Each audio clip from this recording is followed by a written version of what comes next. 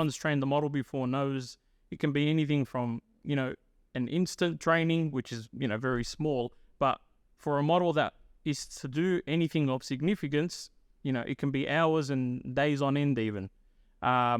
So in that time, he managed to go out and buy a few GPUs, and it drastically reduced his training runtime pretty much for his scientific computing. And that was actually the kind of watershed moment for NVIDIA in terms of getting into scientific computing and what they call high-performance computing now. Yes, correct. So I think what we have now in the AI revolution, we owe it much to the gamers. Yeah. Because the GPUs, when they were started creating the GPUs, they were created specifically for games. Mm-hmm.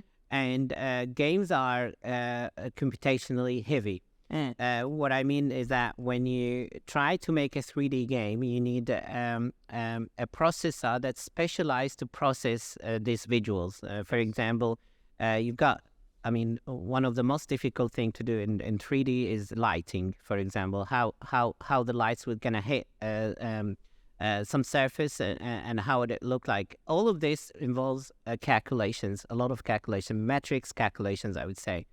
And then for them to be able to do that, they had to design this specialized processors. So CPUs existed before, but CPUs is not optimized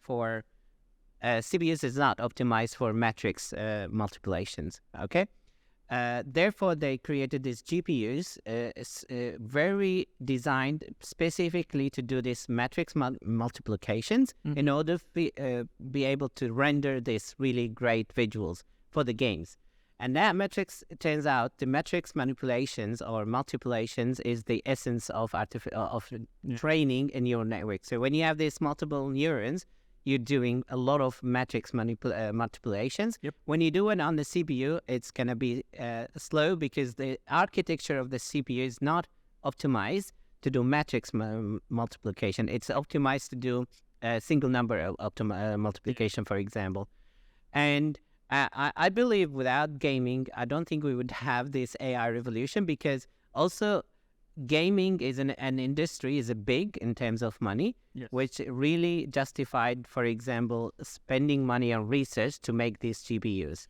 So who was spending money on research in gaming? Was it NVIDIA? Or was Yes, it definitely. Yeah. It's mostly NVIDIA, I think, because they are gaming oriented, and you can't really spend money on R&D unless you have some kind of revenue stream that is supporting that. And gaming was really the backbone. Like the games, they make games, they sell it, people buy it, and there's a big industry bringing money to NVIDIA. And then, there's a big industry bringing money to NVIDIA, and then this allowed them to make these GPUs even better and better.